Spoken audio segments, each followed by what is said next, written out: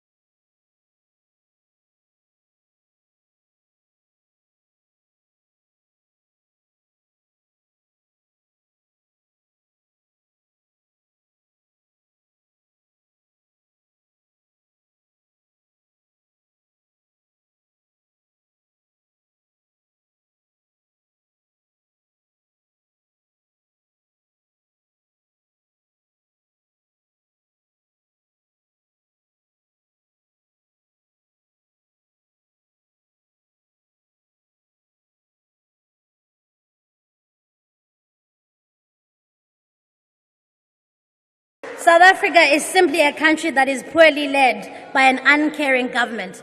It is a crime, Mr. President, that severe malnutrition for children under the age of 5 has risen by 26%. We know that 12,000 children have died in hospital since 2013. And most recently, the census has revealed that at least 2 million households in this country are experiencing hunger and forced to skip a meal a day. These are not just numbers. These are people who put their trust in you and you have let them down. Eyona nto ibuhlungu yeyokuba kudala abantu benemonde, kudala belinde lo rhulumente owayebathembise ubomi obuphucukileyo. Kudala abantu beginya noba kukraka benethemba kuba noko nizade nikhuzane, ningabayekeli betshatyalaliswa yindlala. Elo themba liphelile. Bayabona ubana lo urhulumente uphethwe ngabantu abazimisele ukutya imali yoluntu bade bayihlohlele entloko. Sebeyiqonda ukuba lona umbutho we-ANC ayisenguwo loba bemazi. Sebayayazi into yobana lona umbutho ngumbutho okhohlakeleyo. Yintoni nibakhohlakalele kangaka abantu boMzantsi Afrika? Ngoba kaloku yinkohlakalo mongameli into yabantu abayi-30 million abangabi nakutya umhla nezolo. Yinkohlakalo mongameli into yobana abantu abatsha bangafumani imisebenzi begcakamela ilanga kumakhaya befumbathe izidanga ezazifunyanwe ebunzimeni. Yinkohlakalo mongameli into yabantwana abancinci abaswelekayo yindlala in 2024. And to add insult to injury, our people are gaslit by the ANC government when they hold you to account. Their loyalty is demanded and they are routinely reminded to be grateful to the ANC. What is clear from the President's reluctance to recount the key tangible deliverables of the past term is that these are few and far between. He decided to do some fancy footwork on Thursday by focusing on the past 30 years instead of focusing on his 5 years in government. You see, he too is ashamed of his record in government. He too knows that South Africans are worse off today than they were in 2019 when he took over that office. And he too knows that his government's time is up. The people have finally seen through your sloganeering, which does not translate to real change for the people who need it most. Your fudging of the numbers fools no one, because people should not have to be told about your record in government, they should experience it. And so, as we look towards a post-ANC South African democracy, it is clear that we need a serious alternative government, a government that will not demand another 30 years from office from the people that it serves, a government that is content with being on a 5-year contract to deliver against its promises. And looking at these benches, I can tell you, Mr. President, political party, you certainly cannot be trusted with mending the very thing that you once broke. And so I would like to turn my attention in particular to the people at home, to speak to you directly. I want to assure you that inhlungu yabantu benu bantu baseMzantsi Afrika does not fall on deaf ears. An alternative is within reach, a caring government that works for you. Urhulumente ozanikhupha ebugxwayibeni anikhuphe entluphekweni ukuze niphile ubomi onanibuthenjisiwe 30 years ago.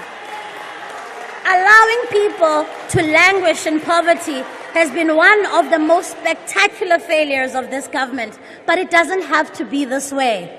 A DA-led government, amongst other things, would prioritize creating jobs and lifting people out of poverty. The 7 out of 10 young people at home who do not have work, I want to assure you, you will be gainfully employed.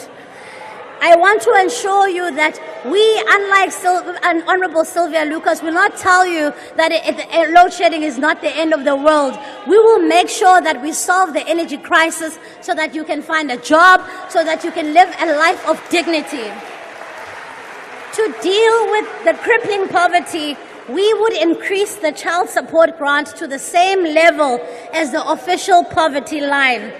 This child support grant would ensure that it covers pregnant mothers to support child nutrition.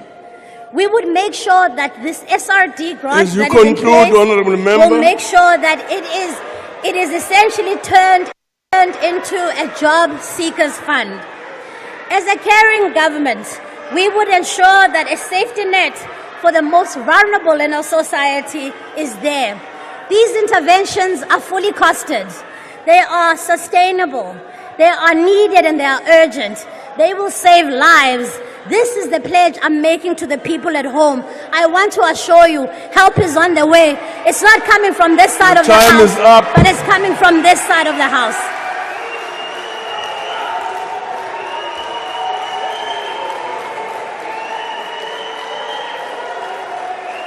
Order, honourable members. Our next speaker is going to be Honourable Ibrahim Patel.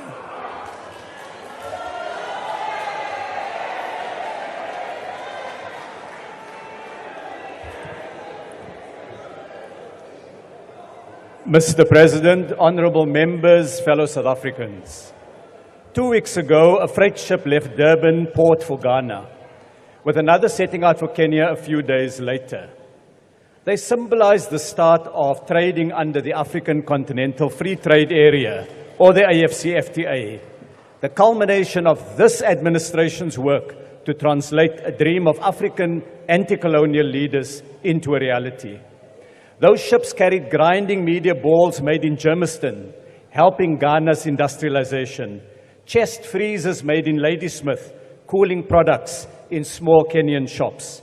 Export ready-made products displayed on the quayside range from food, safety boots, skincare and cosmetics, to smart electricity meters, steel products, and minibus taxis.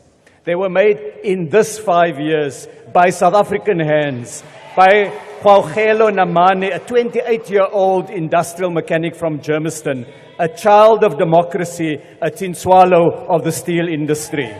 They were made by Tabiso Kumalo and Ombulelo Ngwenya, production workers from Ezakeni, by Mercy Poza, a production manager from Midrand, by Carmel Singh, a supply manager from Tongat, by Colleen Miller, a shipping and logistics controller from Germiston. But there's history to this trade.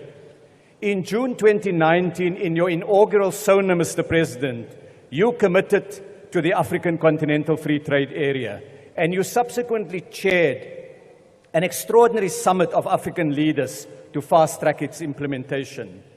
2 weeks ago, Mr. President, you cut the ribbon, symbolically releasing the first cargo onto that ship, and you banged the Ngungu drum at the ceremony in Durban Port.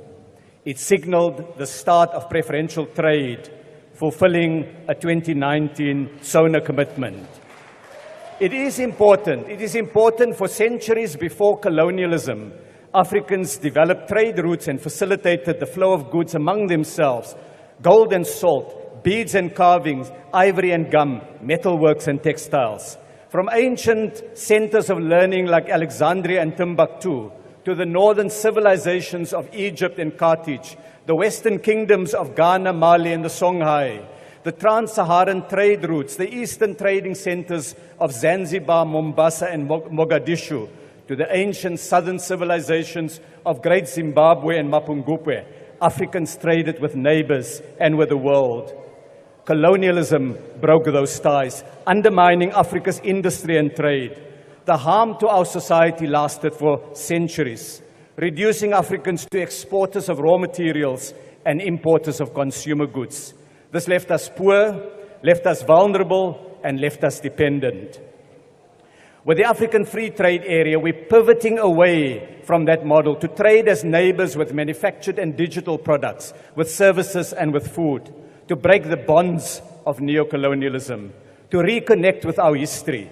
In the past 12 months, South Africa exported R500 billion worth of goods to other African countries, mainly manufactured goods made by South African hands. And while Honorable Steenhuisen and Honorable Kwaggabe stood here cynically rubbishing the very action by government during this administration, We secured a free trade agreement with the UK following Brexit. We negotiated a massive tariff reduction for rooibos tea exported to China. We gained access for our red meat to Saudi Arabia in this administration. We sold more than 1 million locally made cars and bakkies to Europe in this administration. We hosted the AGOA Forum with the United States and 30 African countries, which recommended the extension of AGOA when it expires in 2030. We hosted the BRICS Summit, expanding the voice of the Global South. We protected our local producers with targeted tariffs on imported poultry, on steel, on wheelbarrows, on tires in this administration. Newsflash, Honourable Khube, in spite of considerable shocks and challenges to the economy, South Africa made progress in a number of areas. Much remains to be done. Many hills still to be climbed. Unemployment and poverty must be tackled with greater vigor. But while Honourable Khube spoke here, clearly taking a vacation from reality, as part of our investment drive, hundreds of companies pledged 1.5 trillion rand in investment at the conferences convened by the President over the past 5 years. The refrigerators we exported to Kenya, the electric boards we exported to Ghana, were produced following implementation of investment pledges of 1.1 billion rand. Look around you, honourable members. You will find many other examples. The C-Class Mercedes, the Toyota Cross, the Ford Ranger bakkies were made with investment commitments in this 5 years, creating jobs. The undersea cables to connect Google and hold Zoom meetings with West Africa, and the renewable energy plant built by Aqua in the Northern Cape came from investment pledges in this administration, creating new infrastructure. Many factories were opened or expanded in the 5 years. Food facilities in KZN, the new biscuit factory in the Western Cape, a brick-making factory in Gauteng, paper pulp plants, chicken production facilities, boosting industrialization, and more will be opened in the next few months. While the opposition wants to cling onto wealth gained during apartheid, we recognize the more fundamental change requires fundamental shifts, structural shifts in the economy. In this, the competition authorities have been central. They ended exclusive leases for grocery stores in shopping malls. They tackled insurance firms that excluded smaller or township panel beaters from the list of approved vendors. They prohibited practices that limited franchise fast food stores from using township delivery services. They challenged exclusive supplier arrangement that resulted in unaffordable school uniforms. After competition market probes, Vodacom, MTN and Telkom dropped their data bundle prices. Google agreed to fund black South African app developers. TB drug prices came down, and we're now challenging cancer drug prices. And market probes are underway or planned in food and in steel. Master plans were developed in clothing and textiles, in poultry and sugar, in furniture and steel, turning around sectors that were in decline. Master plans support growing sectors such as car manufacturing and call centers. We signed an agreement to bring production of Peugeot vehicles to South Africa in a new factory in the Eastern Cape. And a new steel factory is under construction in Gauteng. Localization, honourable members, promotes structural change. Consider just one example, one sector. Partnerships between government and 2 South African companies led to production of billions of rands of COVID vaccines and new local production of anesthetics used during medical operations. We secured the right to produce for the first time human insulin to treat diabetes, oral vaccines for cholera, and vaccines for pneumococcal meningitis. While the opposition gives speeches about climate change, we work to green the economy, facilitating the building of new solar and wind power plants and production of photovoltaic solar panels. We assisted companies with rooftop solar, published a roadmap for the transition to electric vehicles, and released a strategy for green hydrogen. While the DA equates black excellence with corruption, we promoted economic inclusion. The DTIC policy supported more than 1,000 black-owned firms during this administration, from small businesses to industrial champions. They now produce goods ranging from food and furniture and clothing and to the steel and the Mercedes-Benz body panels. They employ well over 100,000 workers, and their annual turnover is more than 100 billion rand. Entrepreneurial and industrial tin swallows. In the next 5 years, we're planning at least 80 billion rand in fresh investment in black-owned businesses to drive more growth and jobs. While the DA thinks BEE is for politically connected people, we change the competition laws to support worker ownership in mergers and acquisitions, broadening the shareholding, combating high inequality. Through work done in this administration, almost 200,000 workers are owners of shares in companies like Coca-Cola, PepsiCo, Imperial, Shoprite Checkers, Consul Glass, and Burger King. You wanted facts? Here are the facts. The equity stake that workers hold are calculated to be worth at least 62 billion rand. 200,000 children and adults of democracy will benefit from the dividend flows. People like Sishle Sitole and Molokhadi Kodibona, they are the tin swallows of the factory floor of the economy, generating wealth for the nation and for their families. I thank you. Your time is up. Thank you very much. Thank you very much. Our next speaker is Honorable Reverend K.R.J. Mishwe.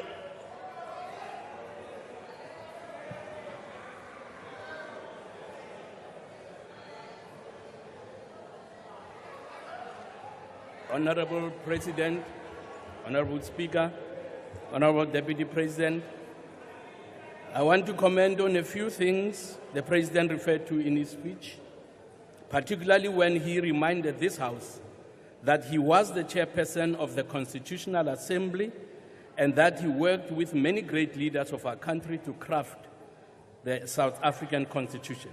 He continued to say, and I quote, "As President, I see it as my primary duty to defend our Constitution and to work every day to realize its promise." Close quote. Further, he said, and I quote him again, "We have safeguarded and promoted the basic rights in our Constitution, such as freedom of speech, association, and belief. We have protected and advanced the rights of members of the LGBTQI community and continue to combat all forms of prejudice and intolerance." Close quote. Mr. President, may I say that while you are protecting and advancing the rights of members of the LGBTQI communities, please ensure that this does not inadvertently infringe on other people's constitutional right to hold a different view, a constitutional right that you also promise to uphold. Young leaders and students, for example, should not have to be indoctrinated about LGBTQI rights at schools and universities if their own conscience or religious beliefs differ. In his concluding remarks, the President said, and I want to quote him again, "Guided by the fundamental principle of human rights and freedom, we have taken up the Palestinian cause to prevent further deaths and destruction in Gaza." Close quote. Speaker, I now want to tell this House why I don't believe that this government's efforts will yield any lasting fruits or even stop the hostilities between Israel and Palestine, particularly in Gaza. But, Speaker, before I tell this House what I believe can and will help end the war in Gaza, I want to firstly express the ACDP's sadness at the tremendous loss of innocent lives and destruction of property in Gaza. That is why I believe that this government and the international community can end the war in Gaza within 3 weeks to a month if they want to. They will have to do the following if they are serious about ending the war. Firstly, they should prevail on Hamas to release all remaining hostages hidden in their tunnels. Secondly, the ANC and international community should order Hamas to destroy all tunnels under Gaza, particularly those leading into Israel. Thirdly, Hamas and the international community must accept the right of Israel to exist within safe and secure borders. Without these fundamental agreements in place, that war will never end, and the dream of a two-state solution will never materialize. Speaker, if it is not possible to live in peace next to a neighbor who has vowed to remove you from the face of the earth, it is not possible for Israel to live in peace next to Hamas, who has vowed to repeat the despicable atrocities they carried out on the 7th of October last year, which reportedly included rape, murder, abductions, and beheadings. The ACDP longs to see peace between Israel and Palestine, but this won't be possible until the right of Israel to exist within safe and secure borders has been acknowledged and agreed to. Taking Israel to the International Court of Justice will not improve the situation there. Honorable members, order, honorable members. Heckling and so on is not such a bad idea. But if you drown a speaker, you are really going beyond the bounds.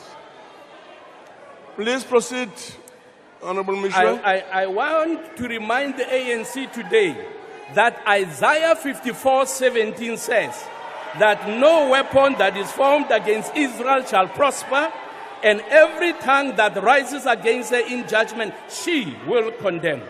ANC, you have gone too far, and your judgment As you is conclude, imminent. honorable member. When the God of Abraham, Isaac, and Jacob said he will bless those who bless Israel and curse those who curse her, he was not joking, but he meant every word he said. You have invited the curse on yourself, and you are going to get it. Responding to the president's Your letter, time is up.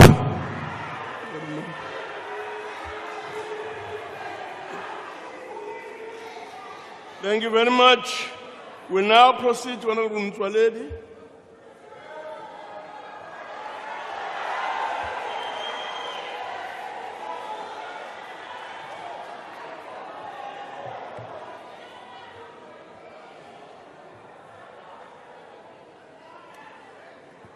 Honorable Chairperson of the NCOP, Excellencies, the President and Deputy President, honorable members and dear South Africans, one has noticed that in this debate and in others before, we are being ridiculed or even prevented from quoting our apartheid and colonial past. While other nations, perhaps those which are regarded as supernations, are allowed to call their past and even use the past to fight present wars. One of the media houses recording this event has even attempted to intimidate those of us who are still to debate by counting the number of ANC members who have referred to colonialism and apartheid in their inputs. The Honorable Chief Whip of the opposition, in a vain and feeble attempt to hide the truth, has tried to intimidate you, Mr. President, not to speak about what happened over the 30-year period. Madam, you can't hide the truth because truth is like liquor. You can't hide liquor in your stomach. I want you to know that. And let me advise you why the tactic won't work. Those who came before you, philosophers and authors, have long resolved this issue.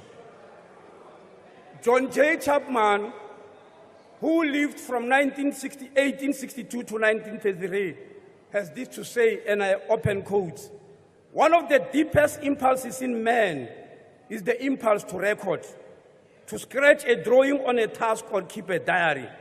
The enduring value of the past is, one might say, the very basis of civilization." Close quotes. Another author said, "History is who we are and why we are the way we are, close quotes. That is David McCullough. Still another author, Robin Helene, says, a generation which ignores history has no past and no future. Lastly, Pelbach said, if you want to understand today, you have to search yesterday. Now, Mr. President, a search of yesterday reveals to me that Gogos are also Tintswalos. After completing my studies at the University of Natal, I happened to work in Bushbuckridge. We were met there with an ethical dilemma. The Minister of Health, Dr. Joe Patha, knows what I'm talking about. He also worked there. The old age SASSA grants that help our people were not there, at least not in a systemic structured way that the ANC government has brought about. Only a few here and there had access to old age grant, which was also coming by monthly. In some instances, even after 3 months, only white used to get old age grant every month.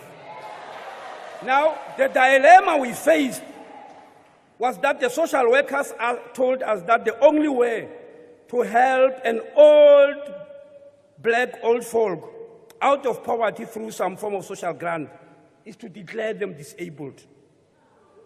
They then stand a chance. We had, and I did it, unfortunately, we had to declare completely able-bodied Gogos disabled just to help them to survive. In the 90s, when I went to open my practice in Kikuni, we even have to organize all the old people to go to the former Leboa government to march and demand their old age pension. There is a picture at SABC TV showing them pointing to the sky with their walking sticks in a defiant Amandla salute against the police who were trying to stop them from demanding old age grant.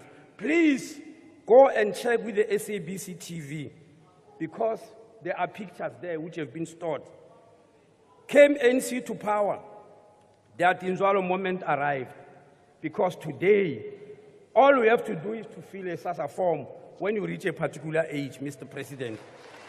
Mr. President, even at my age, even already being a medical practitioner, became one of your Tintswalos. The place where I opened my medical practice had no electricity and no running water or no system to connect to.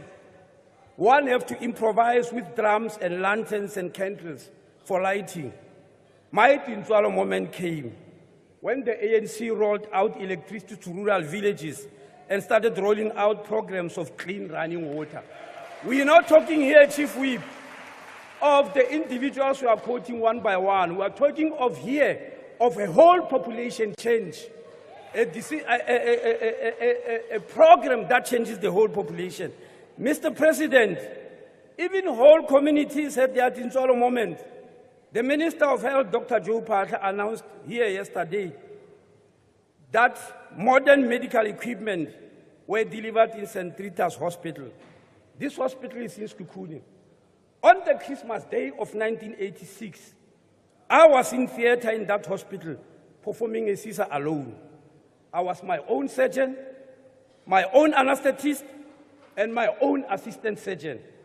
For I was the only doctor, one, working in the whole hospital. Performing such a procedure was expressly forbidden by medical council, but we had to choose between obeying the rules and letting a mother and baby die. Breaking such rules in our desire to save lives became days of our lives. Mr. President, today, apart from the equipment Dr. Patha mentioned, St. Rita's has got 50 full-time doctors from one. That is their moment of Tintswalo. And we can't hide this history. Ndate no dada, usatsive gore batho ba reni be ba phela jwang, o di wa ikhumulela wa rra. Because you grossly undermined the Tintswalo moment of matric results. Mr. President, I was the first MEC for education in Limpopo. In 1983, just a year before our democratic elections. The results in the former Leboa government was matric results in the former Leboa government was 27%. You will never know that because matric results were not announced during those eras. From 27% to what we are getting today, that's a Tintswalo moment. And we can't, if you don't believe it, go to the archives and check, because the information is there. Mr. President, we have just released on the 8th papers on citizenship, refugee protection, and immigration towards a complete overhaul of the immigration system in the country. This is going to be the first time since our democratic era, or even before, that we are going to have an overarching policy on migration. Those who don't understand why we need to press the reset button on migration, they just need to read the recent court judgments on migration, including the judgment passed yesterday on the 8th, last week, by the Gauteng High Court, which is referred to by the media as a victory for the Department of Home Affairs. Mr. President, on the 8th of February, the Department of Home Affairs released a government gazette that issued draft immigration as well as new visa regulations for public comment.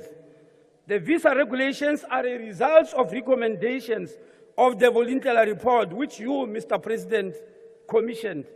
They will usher in a new era, an improved way of dealing with visa, and usher in a new era of trusted employer scheme, remote working visa, and a point system on awarding of certain types of visas.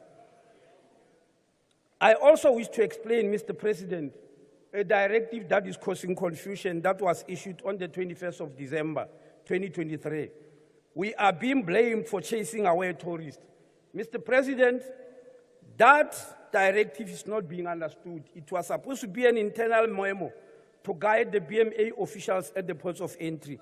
Unfortunately, it went out into the public. We are being accused of chasing tourists out of the country. Fortunately, I had a heart-to-heart discussion with my colleague, Minister Delil, and I want to inform you. As you conclude, Honourable Member. Apart from having these things, 44 countries in Europe don't need visas to come to South Africa, 20 countries in Asia, 36 on the African continent, including SADC, 19 in North America, 11 in South America, a total of 32 countries. Those who need visas are on the fast-track e-visa system. So there is nothing about chasing people out of the country. Thank you very much.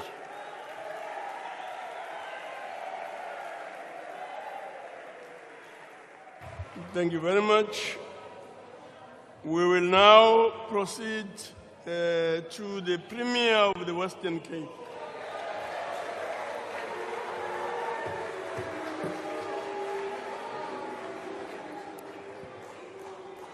Thank you. Thank you very much, Chair. Mr. President, honourable members, citizens of South Africa, it is an honour for me to be able to address you in this debate today.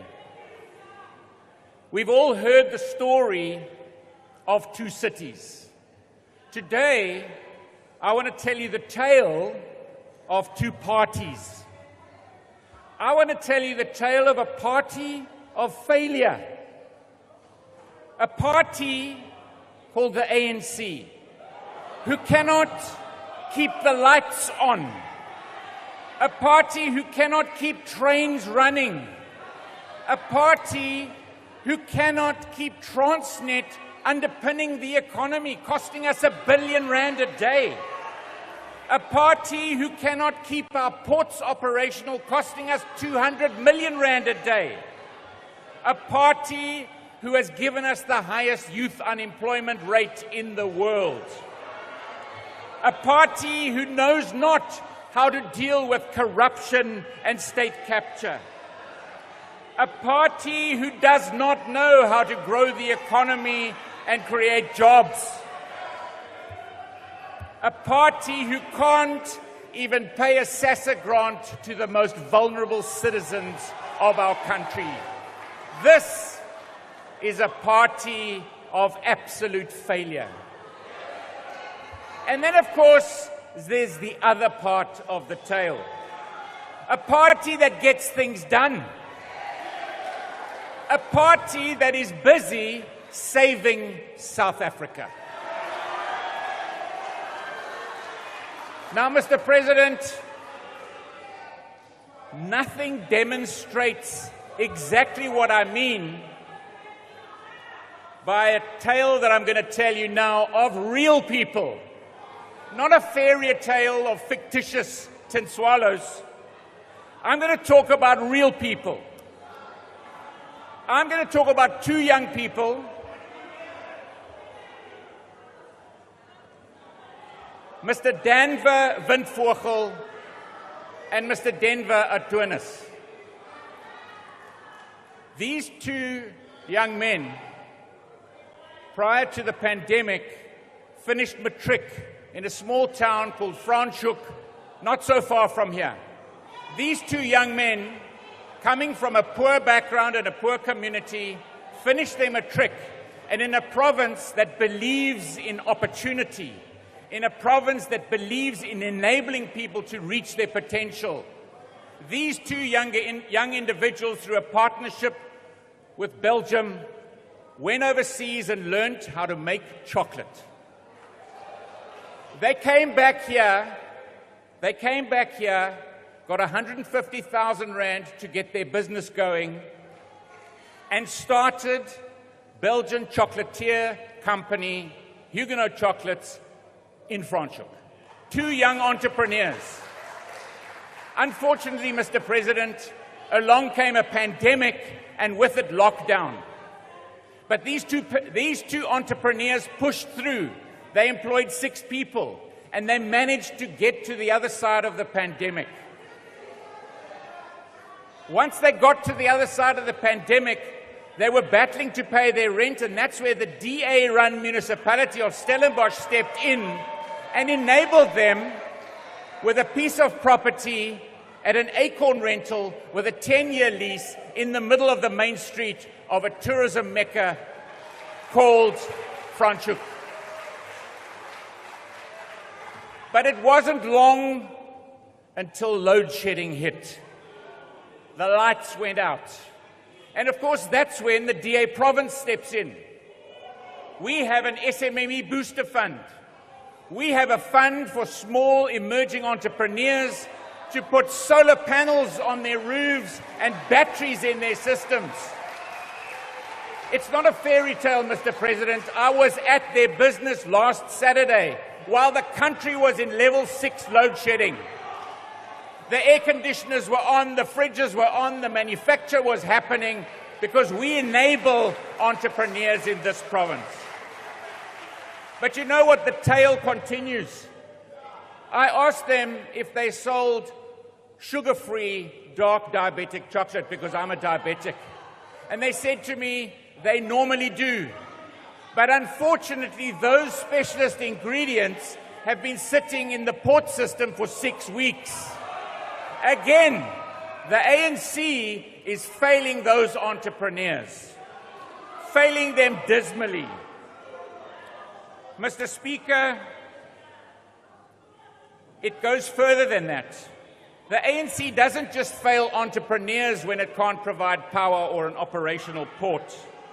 It is also failing towns. The President spoke here as if corruption was a thing of the past.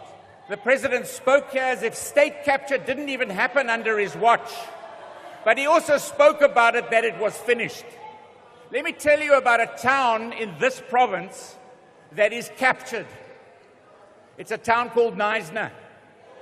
In Knysna, that town is run by the ANC, the EFF, and the Patriotic Alliance. That town has been captured. All of those entrepreneurs are now suffering. All of those citizens are now suffering. Do you know, Mr. President, in that town, I've just heard the previous speaker, Minister, speak about places that had no water. That place had water, but today it has no water. The people of Hornley have got no water. They haven't had water for 5 days. They haven't got sewage systems. The hospital is picking up more and more diarrhea cases. that coalition, and this is a warning for after the election, that coalition has captured everyone in that town. The water system in November had a body floating in the water system for 14 days. When they tried to pull the body out, the arm fell off. That's what the ANC, EFF, Patriotic Alliance thinks about those citizens. It gives them contaminated water to drink. The rubbish pile is bigger than this inside hall. The rats are the size of dogs. The cronies get the contracts. Total capture. Mr. President, I dare you to help us put that town under administration, because that's exactly what it needs to happen. But, Mr. President, when the ANC fails, the DA steps in. And the first area I want to talk about step in is a piece of legislation coming out of the Western Cape called the Powers Bill. And it's interesting how the ANC oppose this like anything. But when you ask those individuals standing outside with their banners, why are you opposing the Powers Bill? Because it's the failure of the ANC to create jobs, give you services. That's all we're trying to do. And that Powers Bill will create an enabling environment where we will go through the NCOP, the National Assembly, or even end up in the Constitutional Court where you are not able to deliver services to our citizens. Let me talk about policing. That's the first place where devolution of power should happen. And the Minister of Police says, not over my dead body. But what do we do in the Western Cape? We go ahead and start to deliver to the citizens where the ANC fails.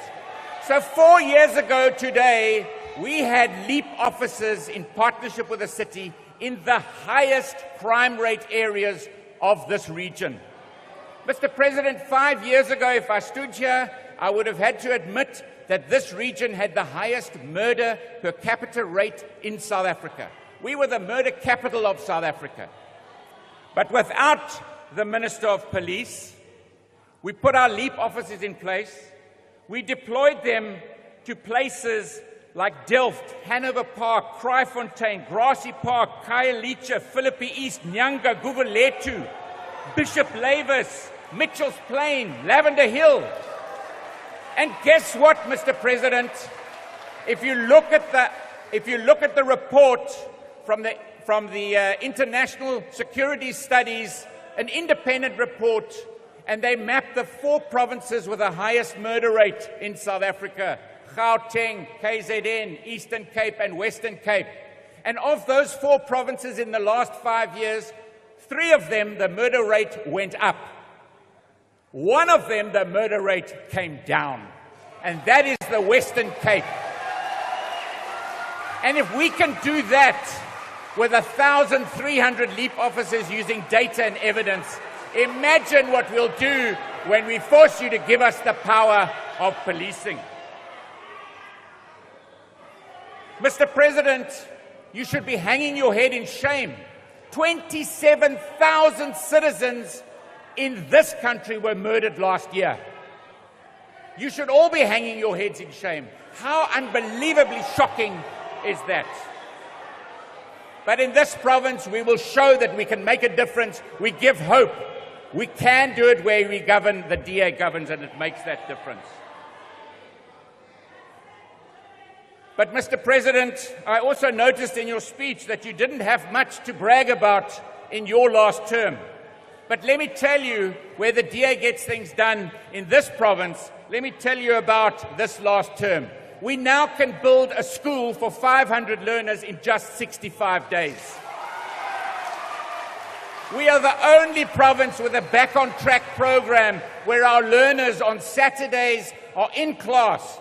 These are the primary school learners, thousands of them, where thousands of our teachers are in class, catching up, reading with meaning, thousands of them. We are the only province with a retention rate of 74%.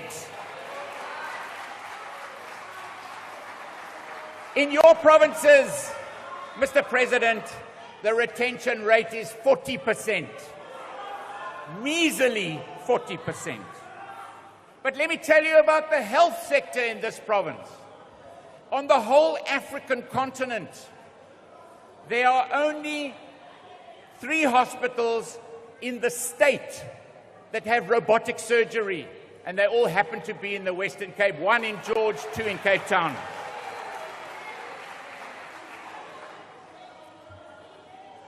It is in this province, Mr. President, where jobs are created. We have the lowest unemployment rate by far. When the Honourable Chief Whip of the Opposition was here, she mentioned a number. 7 out of 10 young people in this country don't have a job. How shocking is that? 7 out of 10 people don't have a job. In this province, 8 out of 10 people have a job.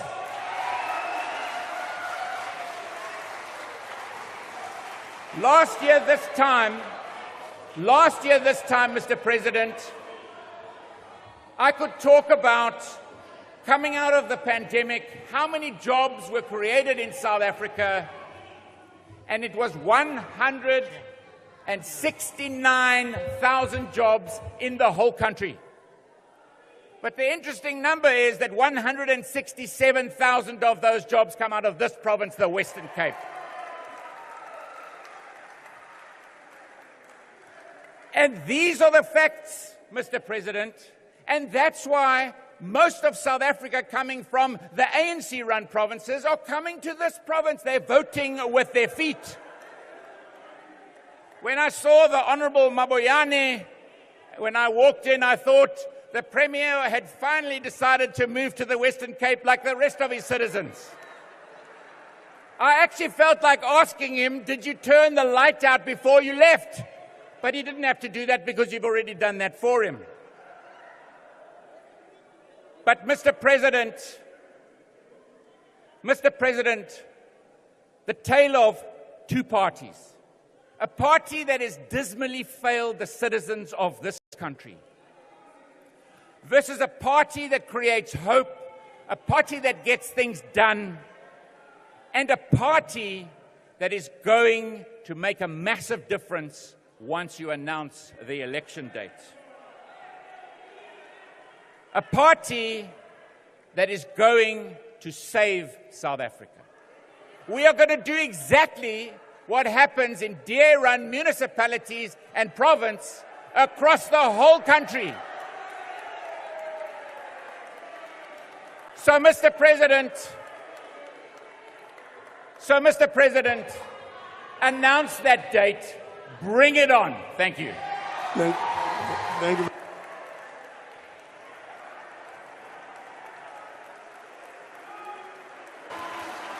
No, thank you very much, all the honourable members. Our next speaker is going to be Honourable Blade in Nzimande.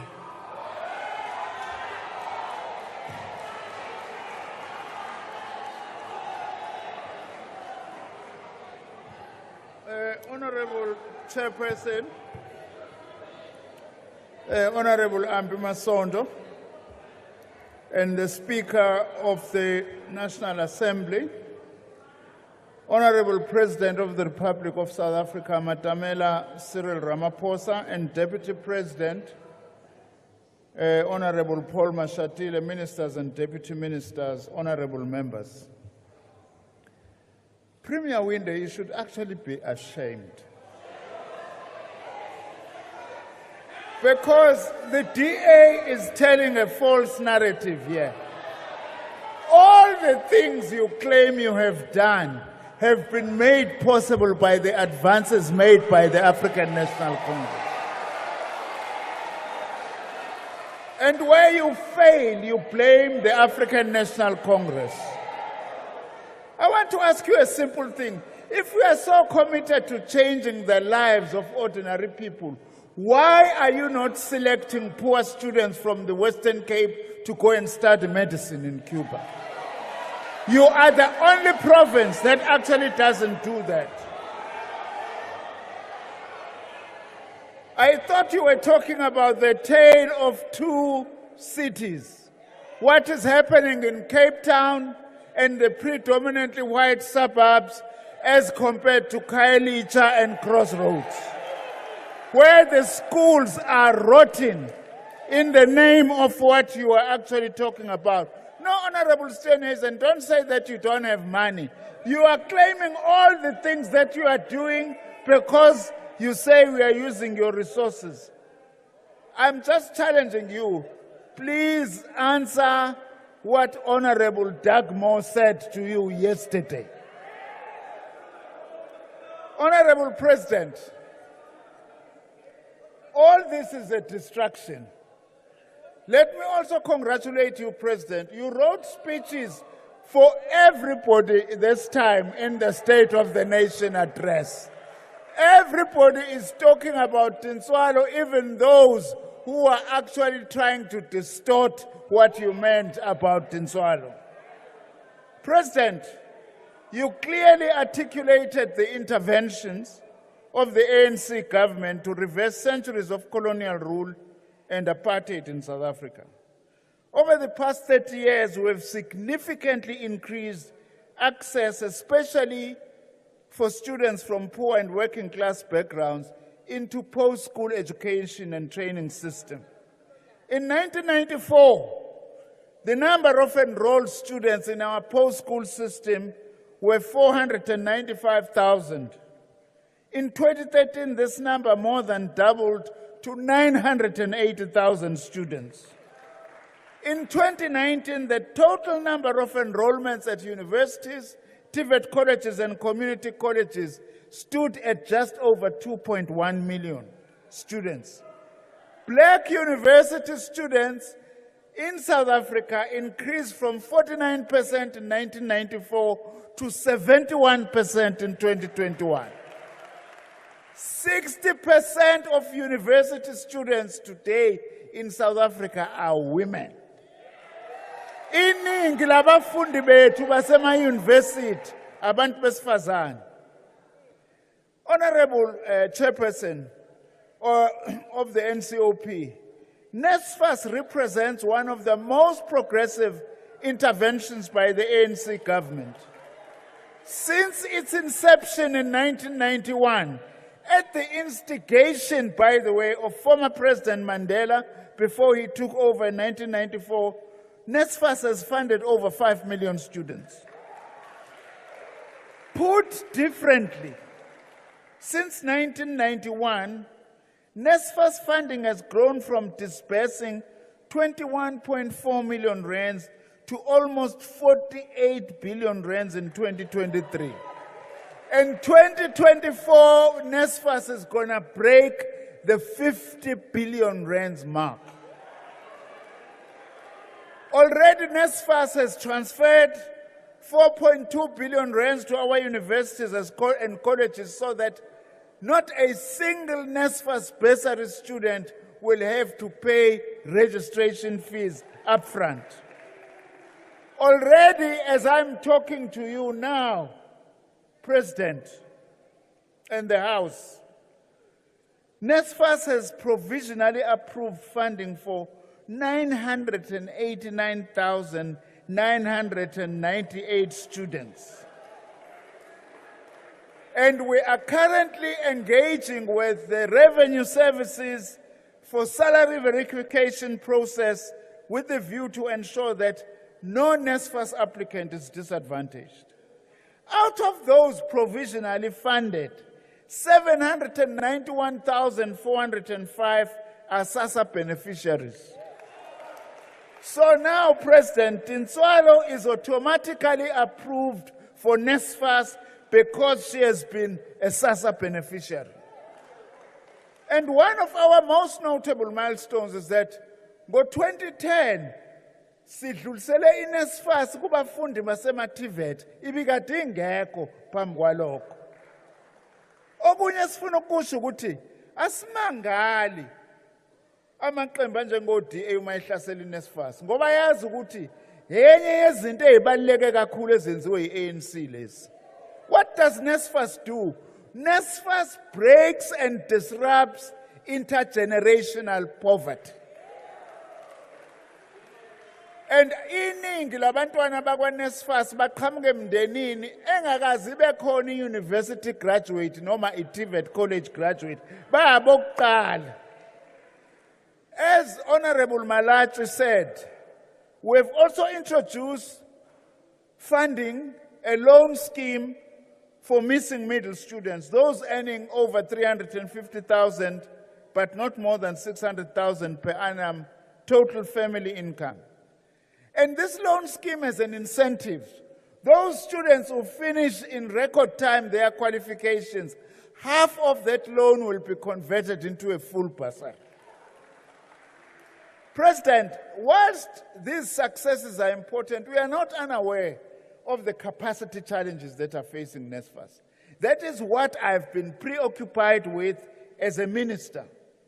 We are working very close with Minister M. Ramokgopa of DPME. We are also forming strong partnerships with both public and private financial institutions to strengthen NSFAS, as well as with universities and colleges, and also making sure that we work to stabilize the institution and also ensure clean governance. President, you recently announced the planned establishment of 2 new universities. The feasibility studies for those 2 universities are done. And very soon, Minister of Police, you will be getting your University of Detective Services in Hammanskraal. We are ready now for that. Of course, this government has also established the first 2 universities post-apartheid, Solplaatje University and Mpumalanga universities. Those 2 provinces had never had universities before. We also would like to applaud you, President, for having recently launched the Presidential PhD program worth 1 billion rand to send our brightest young minds to leading science and research institutions to various parts of the world for training and exposure so that they can come back and serve our country. This government, led by President Ramaphosa, has also invested a lot into infrastructure. We have built, President, over the last 5 years, 16 TVET college campuses, all in rural areas, in the poorest of provinces. University of Venda, we have built a brand new Faculty of Health Sciences building. Walter Sisulu University East Teaching Mall with 19 modern lecture halls and 13 tutorial rooms with 314 bed student residence. We have also built new skill centers built by our sitters in Sekhukhune as well as in Richmond. As you conclude, Minister. We also wish to say that in 1994 there was one trade test center in South Africa, which was Olifantsfontein. Today there are 35 that were built in TVET colleges. So uTintswalo akusafanele asuke eKhalankome Eastern Cape aye eGauteng ukuze ayokwenza i-trade test center ukuze abe yi-artisan. We are also fighting the scale. Your time is up. Chairperson, thank you very much. But I wanted to remind the DA that Israel has killed 94 professors in Gaza and shut down the 12 universities. That is what you are supporting as the DA with Israeli apartheid. Thank you. Thank you very much. We will now proceed to Honorable A.M. Shaikh Imam.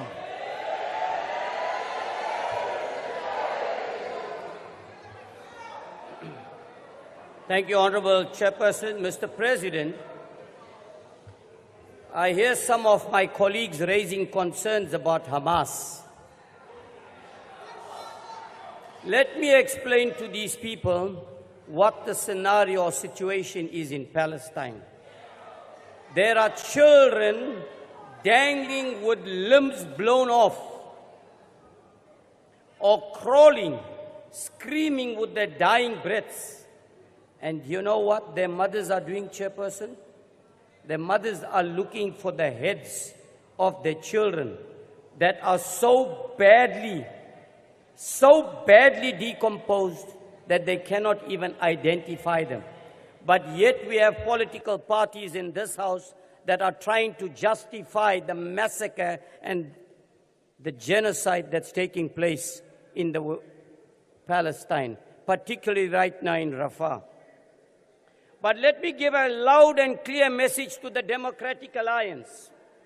If you think that the people of this country are going to allow you and take this beautiful country, city of Cape Town of ours, and hand it over to the Zionists, the city of Cape Town will be a bloodbath, I can assure you that.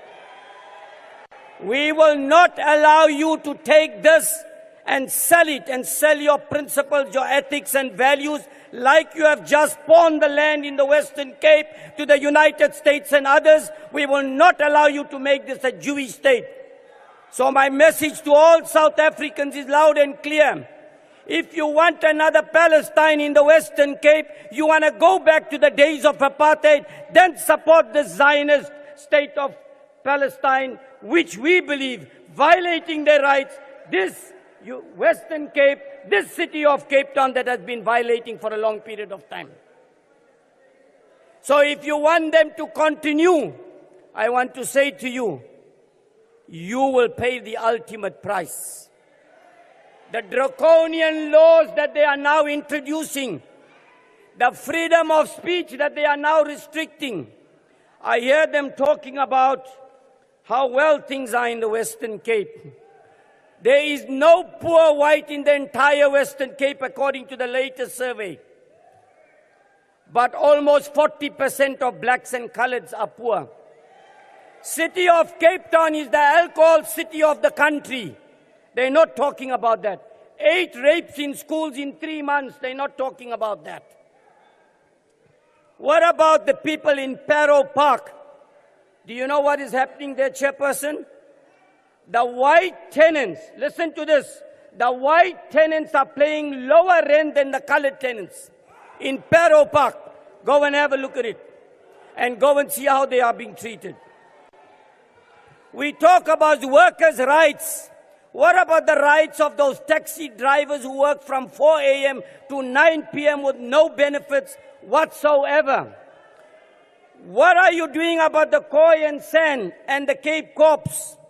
You have totally alienated them. No respect for them, but you live on the land that belongs rightfully to them. And I am calling on the Cape Corps. I'm calling on all members of the colored community and the black community and the Khoi and San. Rise and rise now against the Western Cape. Rise today before it is too late. Many communities in South Africa continue to suffer. The Indian community in Malagasy, in Shakaskral, in Clare Estate, all have been marginalized. We're talking about crime, but look at the state of the police officers in this country. At disgraceful 13 rand danger allowance, living in shacks and shanty towns. Have any of you done anything? But I can tell you what, more money is being given to the Western Cape to provide to their police force that they have implemented just to violate the rights of others. But the time is coming. The time is coming when you will pay the ultimate price. As you conclude, Honourable Member. We are saying, Mr. President, we are saying to you, there is no reason why this Western Cape government cannot identify every family in this province, in every municipality, and right now subdivide the land and give every one of them a piece of land. Don't worry about the electricity, water and sanitation. You can give them. Why haven't you done that? You won't do it because you want these people to come begging to you day in Your and time day is out. up, Honourable Member. Thank you very much.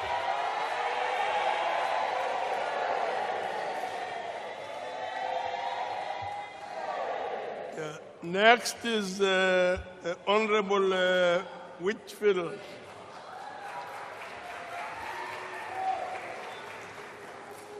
Honourable Speaker, honourable members, Mr. President, as difficult as it is for us to acknowledge that the promise of the dream of 1994 has turned into a nightmare, we must tell the truth. You see, Tinswalo and her children are more likely to be raped, assaulted, kidnapped and murdered today than they were when you became president.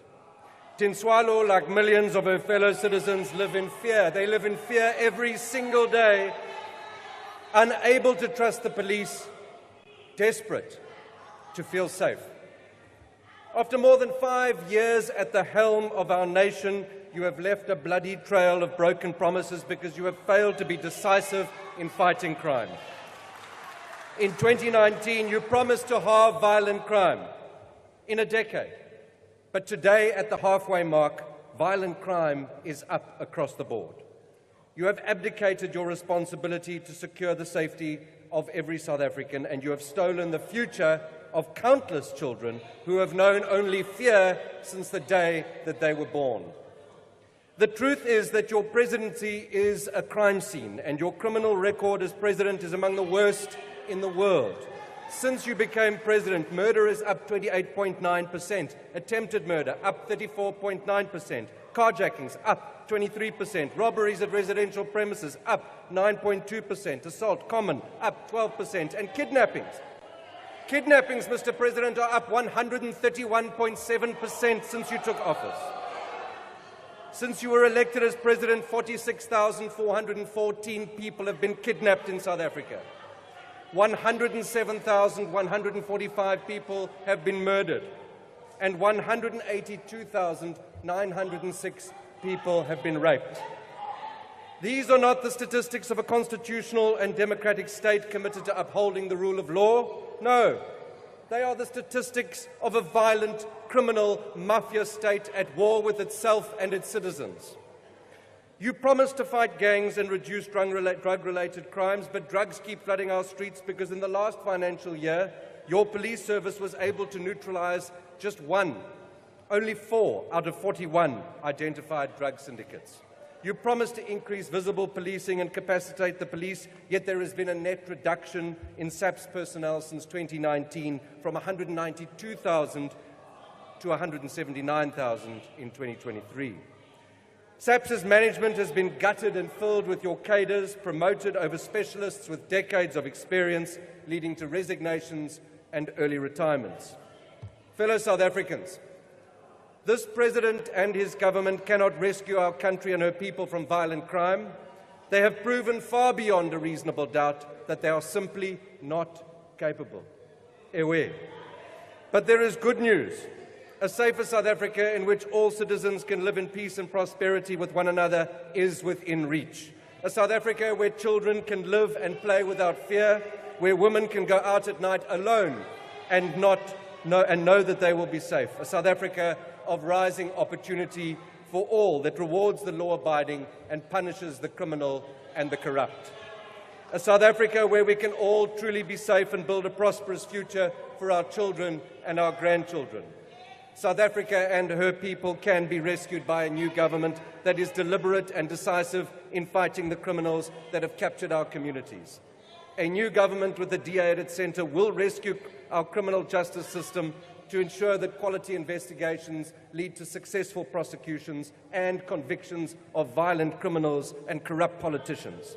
A new DA-led government will abolish cadre deployment and recruit the best and the brightest in our country into the police service to lead this fight against violent crime.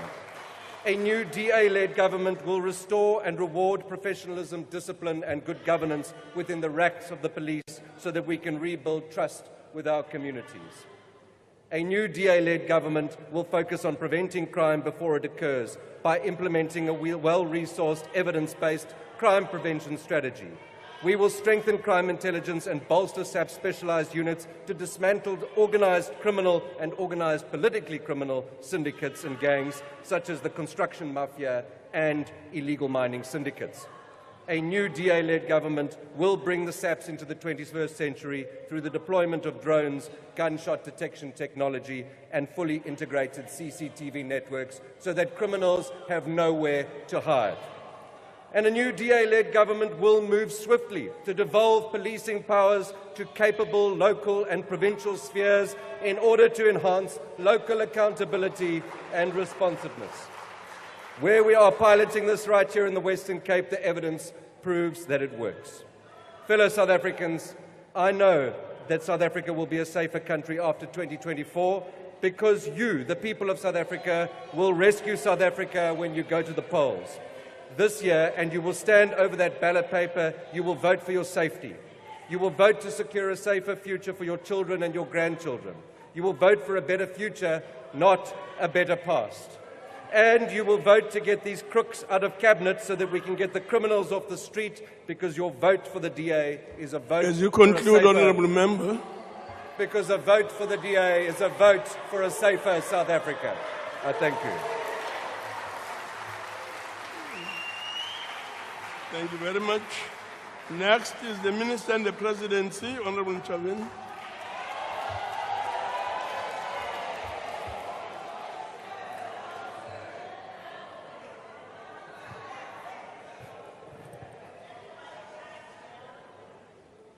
Madam Speaker, Honorable President, Honorable Members, Nabotin Tswalo, for the Ronomatics who celebrate Valentine's Day, a day dedicated to love, red roses, chocolates, and other little gestures, happy Valentine's Day.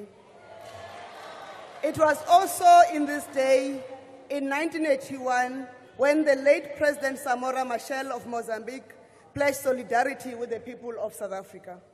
And so today, I'm very much in love. I'm in love with my country, in which President Nelson Mandela delivered his first State of the Nation address to this Parliament on the 24th of May, 1994, when this country and the world were a very different place, when Centurion was just a dorpy called Verswoelsbeek, where we bought taxis and second-hand cars. Midrand of New Road, Blue Valley, Waterfall, and Mall of Africa was still a small town called Halfway House, when Thoyando was still a one-street town, and the V&A waterfront was just the docklands around the Victoria and Alfred Basins. When Madiba addressed Parliament, he was empowered by an interim constitution that had enabled our democratic transition. Soon after President Mandela became president, it was this president who leads us today, Matamela Cyril Ramaphosa, who was elected as the chairperson of the Constitutional Assembly. That Constitutional Assembly which crafted the Constitution which governs all South Africans today. Our new Constitution, which is hailed as the best in the world and the birth certificate of our democracy, didn't fall from the sky, and it wasn't an outcome of a magical convention on the road to Damascus on the part of the apartheid regime. It was an outcome of protracted battles between the advocates of freedom and democracy on the one hand, and those refusing to let go of white privilege, inequality, and a divided society. Unfortunately, prejudice is a chain. It holds you down. And 30 years after the dawn of democracy, some even in this house are still held by the chains of prejudice. It is a shame. As we mark 30 years of freedom, we must not exercise our reflections and recollections without remembering exactly where we have come from, or without acknowledging what has confronted us as a society in our journey to here. Despite the global economic meltdown of 2007-2008 and the COVID-19 pandemic, Wotintswalo, or the Black Diamonds as they are generally referred to, or the national breadwinners as they call themselves during the COVID-19 vaccination period, continue to lead the installation of the digital connectivity in deep rural KwaZulu-Natal and other provinces. They continue to work as young black and women engineers at our power stations. They work side by side to create sovereign launch capability that have allowed our country to take satellite technologies into space. They are the bedrock of the more than 10,000 SMMEs that are suppliers to the National School Nutrition Program. They are the engineers and the contractors behind the more than 750,000 kilometer road network from the 525,000 kilometer road network in 1995. Yes, some of the provincial and municipal roads have the potholes but we are intervening. Currently, SANRAL has taken over 3,100 kilometers of roads transferred from provinces so that we can use its road construction and maintenance capacity to deliver better roads and with more under consideration. In the past 5 years, SANRAL has executed projects to the value of 120 billion rands, which translated to just under 45,000 job opportunities and the participation of almost 6,500 black-owned SMMEs in the road construction industry. Just this January, SANRAL announced another 28 billion injection into the industry with the implementation of over 70 projects. SANRAL's work to improve the country's road network is complemented by Operation Vala Zonke, aimed at closing potholes on the municipal roads across all municipalities. We are aware that some municipalities are progressing faster than others. Honorable members, we are rebuilding the network industries to ensure it services our country more effectively. Despite the teething challenges, PRASA has restored operations on 26 out of 40 commuter rail corridors following disruptions caused by COVID-19 pandemic and the criminality that vandalized our rail infrastructure. Of these restored service lines, 19 of them are operated with new trains. PRASA has received 184 new trains that have been built in Nigel in Ekurhuleni, Gauteng. In addition, 276 metro rail coaches have been upgraded or refurbished, and 97 train stations have been refurbished, and 29 cooperatives are responsible for cleaning and maintenance of these stations. Through the capital expenditure of PRASA, we have created more than 46,000 job opportunities.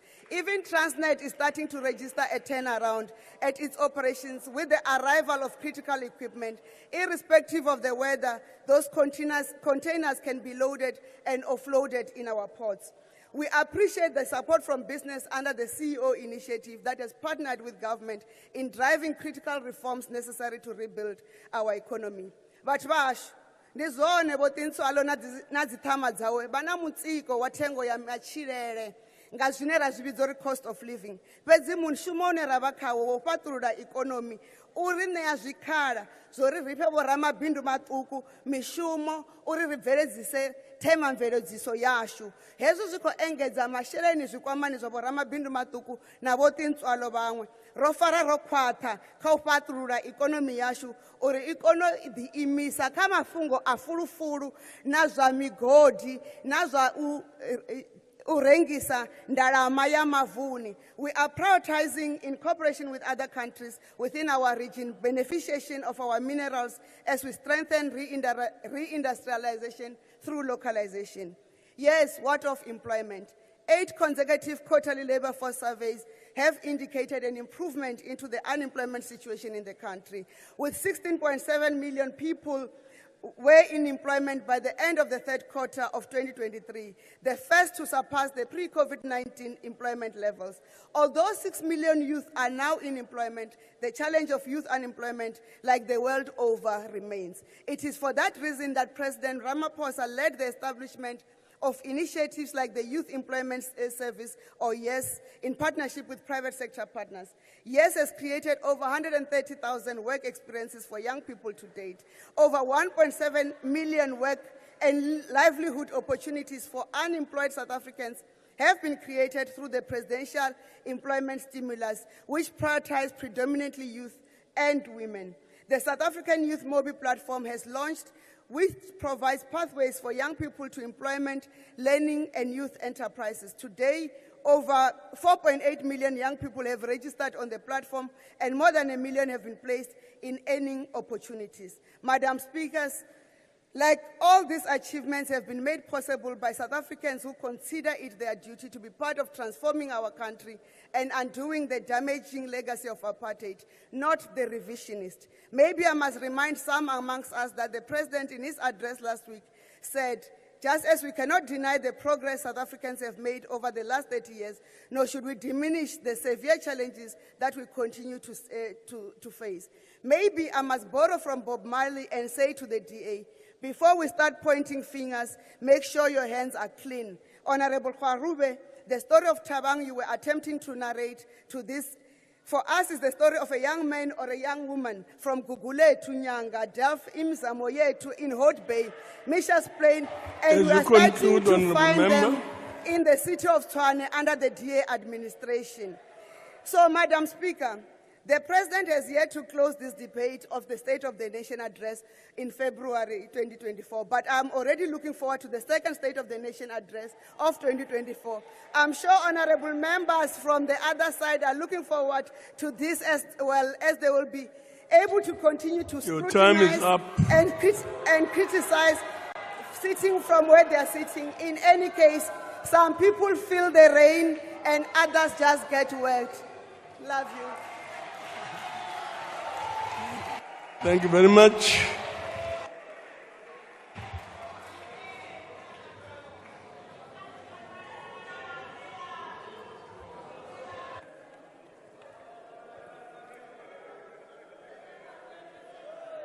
Mr. President,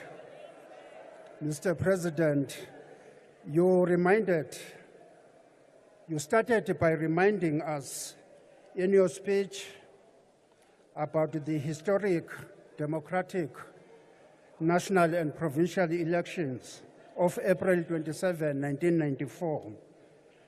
We agree that the 1994 general elections were a historic breakthrough, especially after decades of colonial and apartheid misrule. As we went to the polls in 1994, the Black indigenous people voted with high hopes, thinking that they were installing a servant and ethical government, which we hoped would not compromise or betray the aspirations of the poor masses. As a people, we didn't know we were voting for lumpen politicians, thieves, and self-centered enemies of the people. Honorable members, after 3 decades of the so-called constitutional democracy, South Africa is deeply divided along racial and class lines. It is also divided into 2 nation states. We have urban areas on the one hand, which largely mirrors the remnants of the colonial and apartheid rule, and rural areas on the other hand, which is under the control of the traditional leaders, the kings and amakhosi. This is where the vast majority of the poorest of the poor, the Black indigenous people, are found in these areas. The majority of our people are trapped in grinding poverty without access to adequate clean water, poor social infrastructure, and a high rate of unemployment. Mr. President, you also indicated in your speech that your government is rooting out hunger by providing the social relief of distress grant. We know that 350 in our country ridden by corruption and greed is an insult to our people. Honorable Speaker, the ANC government has no effective and credible plans to introduce sustainable employment schemes and run a cutting-edge infrastructure investment in the rural areas. We argue that spending a lot of money on social grants is not an investment. Young people must be skilled and cannot depend on the 350 grant. Mr. President, we need a radical economic policy shift in order to address the economic imbalances of the past. Neoliberalism is a curse to the working class and the poor. Neoliberalism is benefiting only the ruling elite and their cronies. As a result, the quasi-democracy of 3 decades in South Africa has produced only 5 black billionaires and several multimillionaires within the ranks of the ruling party. The black majority, on the other hand, have been kept in the continuous fight As you conclude, Honourable Member. spoils of the ruling class. Mr. President, let's go back to the basics. The Western liberal economic policies will never bring a better life for all in this country, whose majority of the people are poor. In conclusion, I wish to salute KK, Kenneth Kaunda, the first president of Zambia from 1964 to 1991. Your time is up. Give me 2 minutes.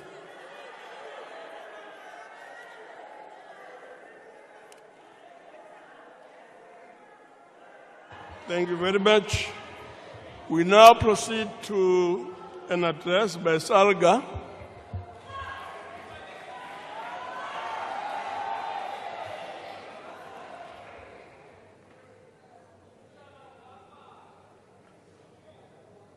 Speaker of the National Assembly, the chairperson of the NCOP, President of the Republic of South Africa, Cyril Ramaphosa, Deputy President of our country, Paul Mashatile, Premiers of our provinces, honorable members, fellow South Africans.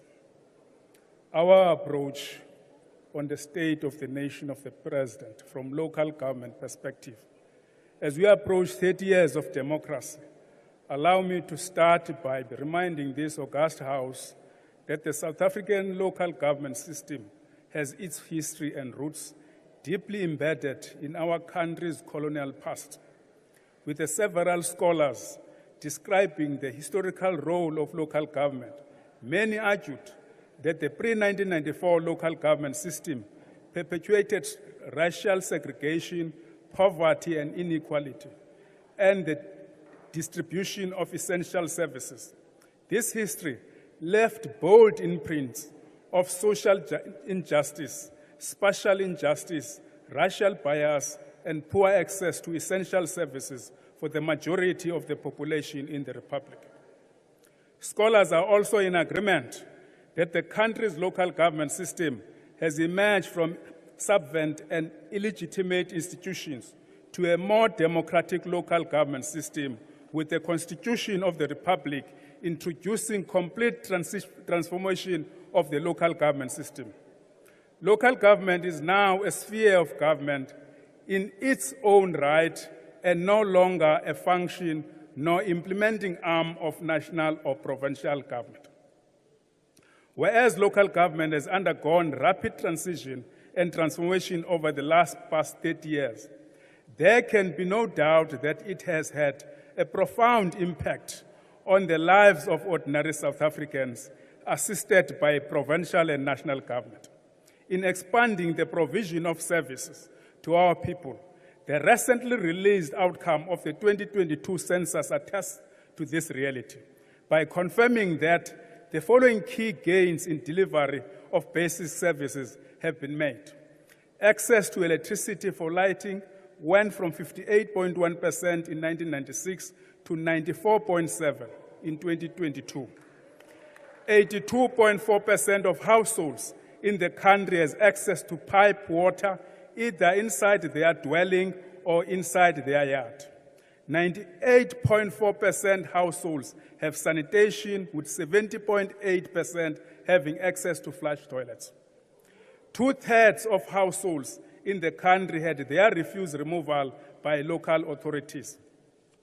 While it is true that a number of serious and complex challenges persist in some municipalities, by and large, there are extensive examples of, as confirmed by Census 2022, that local government has delivered quality services and a better life for the majority of our people. And of course, local government could have not done this without the assistance of national and provincial government. The Census 2022 further confirms that the South African population grew by 62 million in 2022, translating to 17.8 million households, an increase of 7.2 million additional households that must be serviced by local government. In addition hereto, the Census 2022 further confirms that 50% of our population live in the 17 largest municipalities in the country.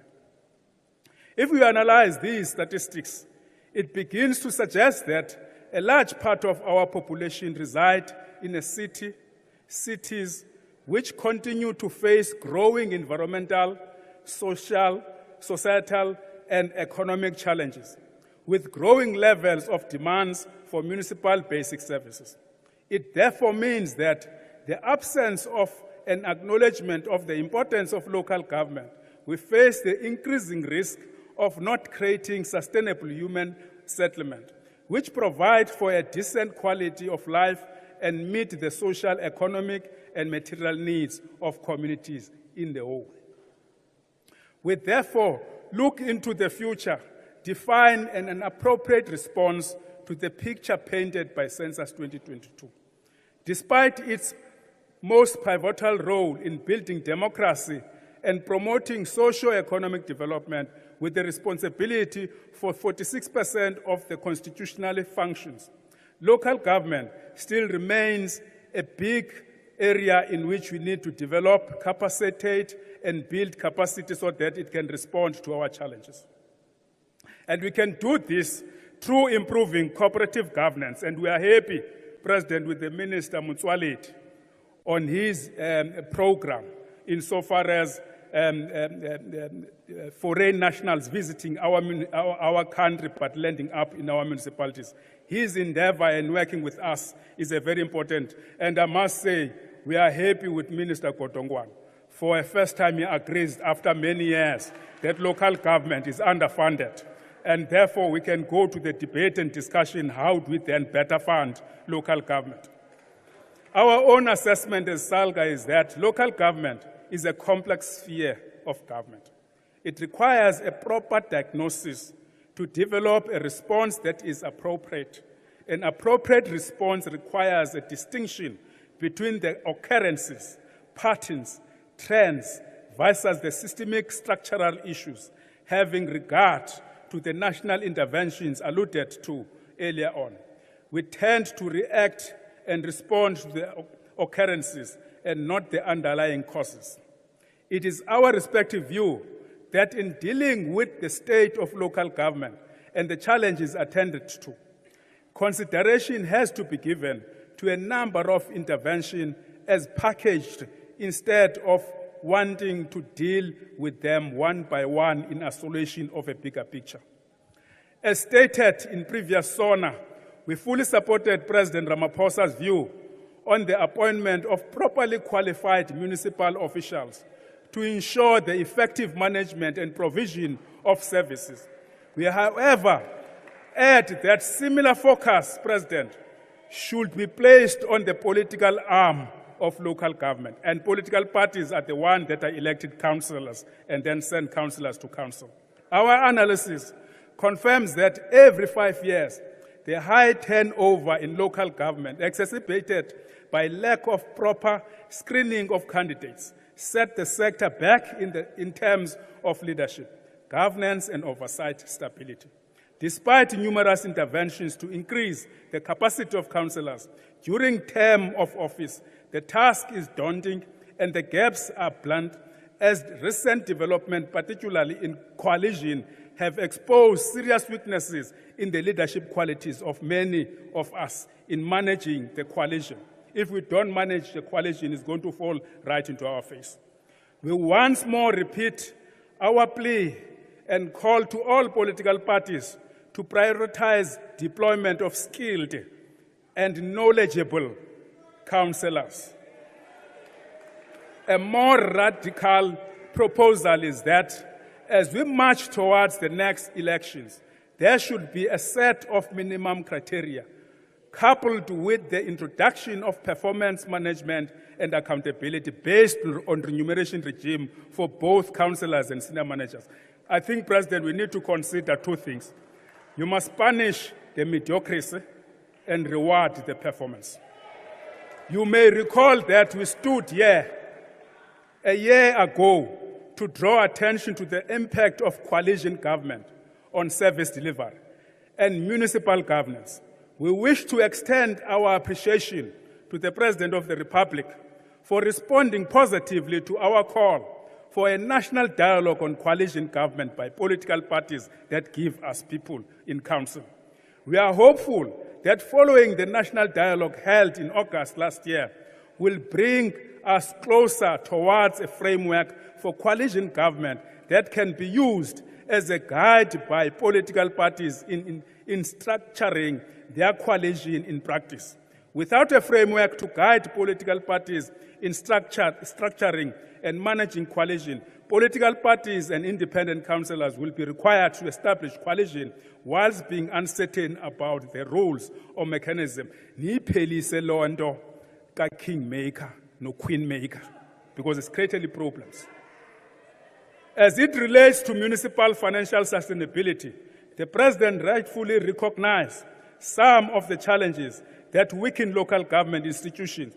This view must be seen in the context that the financial resources available to municipalities have fallen short of the increasing demand on municipal services, including non-revenue services and infrastructure delivery needs.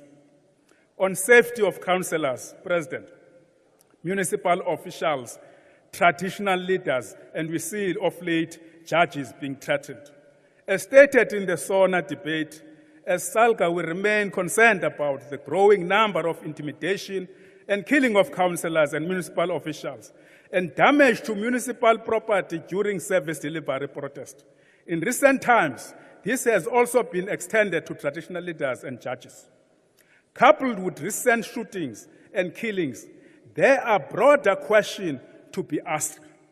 What has gone wrong with moral fiber of our society? Is it the cause of this type of death, love of money, or greed? Are we not making enough noise to be heard when we say that enough is enough?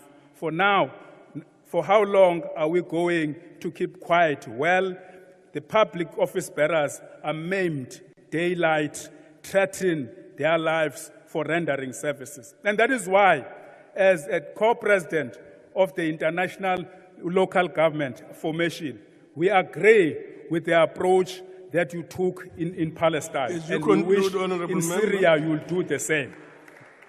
This worrying development in the context that the occurrences in the country wild, although the different intensities, this development threatens the credibility of democracy, but more so, negatively impact the credibility of local government as a potential area of opportunity for qualified and competent public representative and prospective employees. Your time is up. Thank you.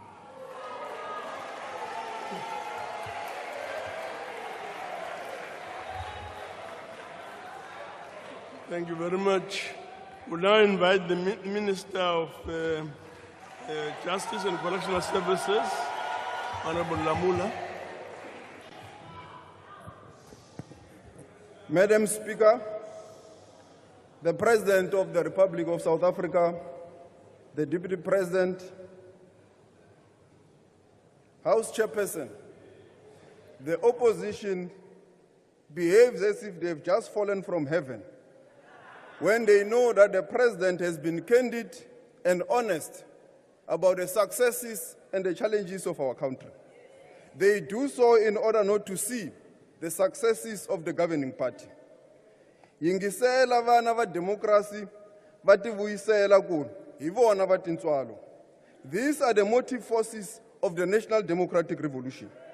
I am a Tintswalo.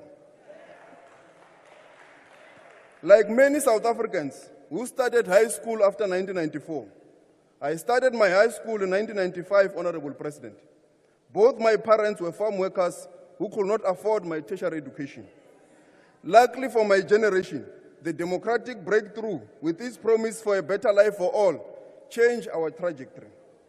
Having attended TSB Farm School in Komati Port in Mpumalanga, I matriculated in Mchaka High School in Bushbuck Ridge in 2000.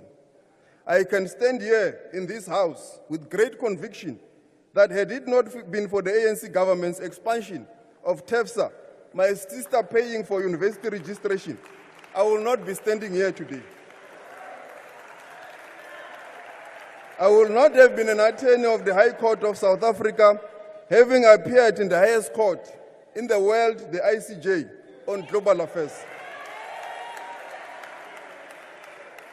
My life was predestined as a farm worker and designed by the apartheid government, and not by choice.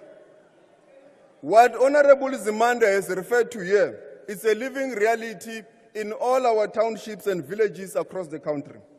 The village where I come from, Kaningmo B in Mpumalanga, had no electricity nor running water. Today there is electricity, running water, and tarred roads. So are many villages across the country. Its results of NFSAS are tangible. Honorable Khashube, it's one of them. You can touch it with your bare hands. Mbuyelo wa NFSAS unga ukhoma hi mavoko, Chief Whip. Uku in. Mvelapanda ya NFSAS unga ifara ngazwanda. Imiphumela ya NFSAS njengoba bashilo babunzimande ungayibamba ngetandla. Jy kan uitkoms van NFSAS fuel met jou hande. Honorable President, indawo zonke zase-Afrika, zase-South Africa zinaye uTintswalo. House Chairperson, the Tintswalo Honorable Steenhuisen and Honorable Windy refers to is the one they created here in the Western Cape. Lapa eKapa, uTintswalo is called a refugee in the land of her birth, just like many children in Palestine. We can conclude that the reason the DA harassed the people who support Palestine here in the Western Cape is that they understand nothing about freedom and human rights. They want to create a white enclave state within the Republic of South Africa that exempts them from substantive equality. They want to destroy the future of Tintswalo. Tintswalo's glimmer of hope is the intervention of the national government, Lapa. Njengoba umama uChapha ashilo izolo. She has shown it and demonstrated that all the successes here in the Western Cape is because of the intervention of the national government. Tintswalo will soon be free in the Western Cape, Honorable Windy. Julle sal nie terugkom nie. Die mense van die Weskaap sal vir die ANC stem. The Cape Metro is tone deaf to the protest of Tintswalo. The city of Cape Town is limping from one scandal to the other. Almost 12 million rands from the Urban Waste Management Directorate cannot be accounted for. This led to a dysfunctional leachate treatment plant that is not operational. Equally, a member of the mayoral committee responsible for waste management was implicated in corruption through a forensic report which revealed non-existent cleaning services, which almost doubled from 314 million rands to 514 million rands. Like corruption everywhere, the DA corruption is not victimless. It has a direct impact on the future of Tintswalo. Like those in Guguletu, where the provincial government has only built 23 houses out of 570 houses in 5 years on a budget of 105 million rands. That is the DA government for you. Its shenanigans laid bare in a ground-up article. Sabelo Jele is losing hope that his house will ever be finished. Ngandeka Mgwele said her husband Tulani Stokwe died waiting for his home due to the delays by the city of Cape Town. Iphile clean and effective governance ye-DA. Ngoba uMinister Nkadimeng noNgungubele ukhombisile izolo ukuthi nasekuruleni naseTshwane nihlulekile. House Chairperson, this House will soon pass the NPA Amendment Bill to make the investigative directorate within the auspices of the NPA permanent. Like the President said, Tintswalo went through challenges. It was not perfect. It is in the context that the Honorable President had to lead the rebuilding of state institutions to protect the future of Tintswalo. There is no denial that had it not been for the counter-revolution that was embedded in state capture, the National Democratic Revolution will be on track. It is within the context of this counter-revolution, a global pandemic and a global wars, that our economy was disrupted and damaged. But the opposition refused to see this for political expediency, to score cheap political goals. However, State South Africa confirms that our economy is back to pre-COVID levels. This means we have reawakened the sleeping giant, South Africa Incorporated. We have overcome COVID-19, the July unrest, the worst natural disaster in our country. Just like Bafana Bafana, the nation is awakening from the doldrums. Honorable members, it is the sixth administration that strengthened the work of law enforcement agencies, like the NPA, by appointing permanent leadership in the upper echelons of the NPA, the SAPS, and increased the operational budget, resulting in visible institutional growth and stability. Organized crime verdicts have increased by 21%, from 193 to 234, at a conviction rate that is above 80%. Not what the DA is saying. Gang leaders are behind bars in our courts. Whether it is Jerome Boysen, Nafik Modak, Ralph Stenfeld, Mark Liefman, Vusi Keke, all these are behind bars. It is historic that such a huge number of gang leaders are behind bars undergoing court processes.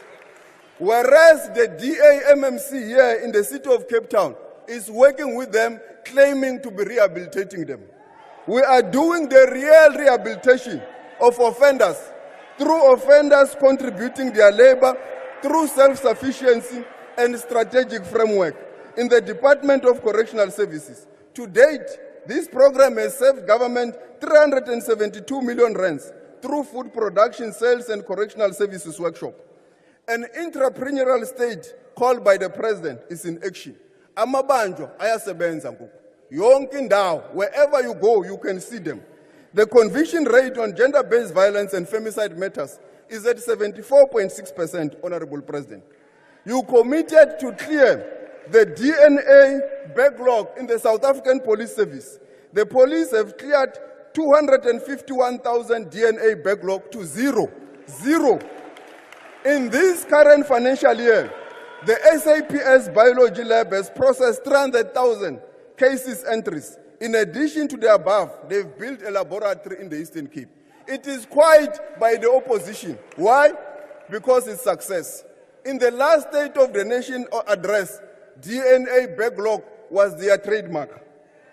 When it comes to successful prosecutions for cable theft matters, the NPA has exceeded some of its targets. The conviction rate is well above 85%. 299 convictions have been obtained from 347 cable theft verdicts. We have already allocated 3.2 billion rands from the Criminal Assets Recovery Funds to fight illegal mining, organized crime, to enable the SAPS and Border Management Authority to buy state-of-the-art equipment needed to fight organized crime and to increase the deportation capabilities of the BMA. This is the work of the current administration. As of 31st December 2023, we have seen 2,996 arrests for illegal mining by the South African Police Service. SAPS is implementing Operation Shanyela, a comprehensive plan to combat crime throughout the country. The plan includes clamping down on illegal mining areas. Just last year, at the end of last year, the Asset Forfeiture Unit, SIU, and the Hawks have secured preservation orders to freeze assets which are proceeds of unlawful activities of syndicates dealing in unwrought gold in Gauteng province. The frozen assets includes 51 properties with a value of more than 16 million rands. In Mpumalanga, they have secured a preservation order assets of more than 1 billion rands. The message is clear: crime does not pay, and the tide is turning against crime. We need Honorable Groeneval's obsession with myself and Minister Cele attending a court in Groblersdal, instead of condemning people carrying a Transvaal flag and apartheid flag, you are condemning us for going to court to prevent people from stomping inside the court, to prevent the court from doing its job. What kind of democracy is that, Honorable Groeneval? Such kind of behavior must be condemned. It cannot be allowed in a constitutional democracy. That is what we were doing. Reverend Mishwe, the Bible we have just quoted is supposed to spread love. What happened to thou shalt not kill? What happened to thou shalt not kill in the Bible? The apartheid government used the Bible to justify the genocide it was committing in our country. You cannot justify genocide in Palestine through the Bible. You can only spread love. You can only spread togetherness. You can only spread peace with the Bible. It cannot be used for what Reverend Mishwe wants to use the Bible for. House Chairperson, Tintswalo's future is in capable hands with the ANC-led government. After this year's elections, the ANC government has successfully crafted a society that embraces the principles of our constitution, the vision of the Freedom Charter. It is unstoppable. President Ramaphosa will return here to deliver the State of the Nation address. Abayiqondiyo.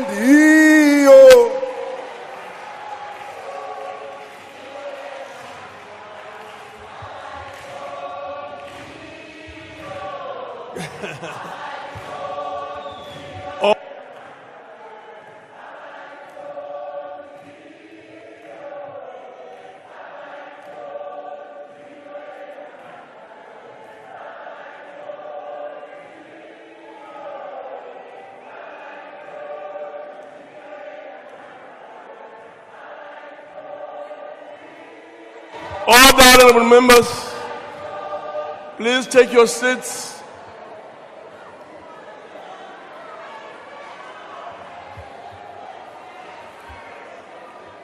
Honorable members, business will now be suspended for 15 minutes for a comfort break. Bells will be rung to alert members of the resumption of the sitting. Business is now suspended. Thank you very much.